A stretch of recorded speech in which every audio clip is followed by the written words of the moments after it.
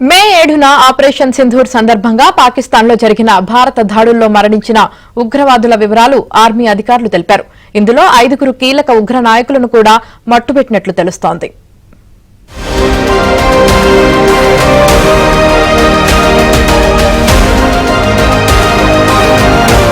పహల్గామ్ ఉగ్రదాడికి ప్రతీకంగా భారత్ మే 7వ తేదీన ప్రతీకారం తీర్చుకుంది. పాకిస్తాన్ పీఓకేలోని 9 ఉగ్రస్థావరాలపై మెరుపు దాడులు జరిపింది. ఈ దాడుల్లో కీలక ఉగ్రవాదులు హతమయ్యారు. అయితే అందులో జైషే మహ్మద్, లష్కరే తోయిబా ఉగ్ర సంస్థలకు చెందిన కరడుగట్టిన ఉగ్రవాదులు ఉన్నట్లు కేంద్రం తెలిపింది.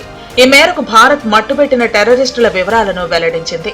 కేంద్రం వెల్లడించిన ఉగ్రవాదుల్లో జమ్మూ కాశ్మీర్లో తీవ్రవాద బోధన చేయటం, ఆయుధ శిక్ష, ఉగ్రదాడుల సమన్వయంలో పాల్గొన్న కీలక వ్యక్తులు ఉన్నారని తెలుస్తోంది. వీరిలో కొందరి అంత్యక్రియలకు పాక్ సైన్యం, పోలీసులు, ప్రభుత్వంలోని ఉన్నతాధికారులు కూడా హాజరైనట్లు సమాచారం.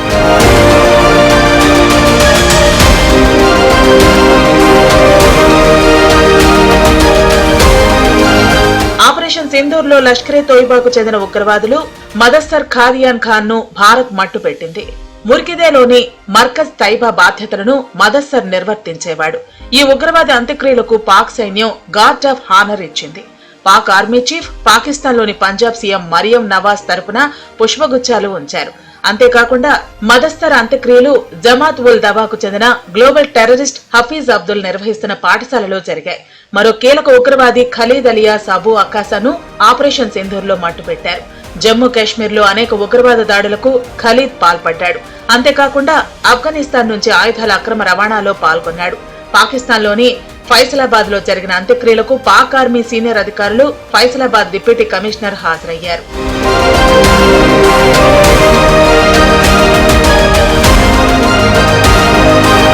ఇదిలా ఉంటే జైషే మహ్మద్ వ్యవస్థాపకుడు మౌలానా మసూద్ అజార్ బావుమర్దులు హఫీజ్ మహ్మద్ జమీల్, మహ్మద్ యూసఫ్ అజార్ భారత దాడుల్లో హతమయ్యారు.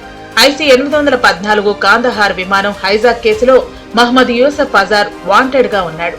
జైషే మహ్మద్ ఉగ్రవాదులకు ఆయుధ శిక్షణ ఇవ్వడంతో పాటు జమ్మూ కాశ్మీర్ లో అనేక ఉగ్రదాడులకు పాల్పడ్డాడు.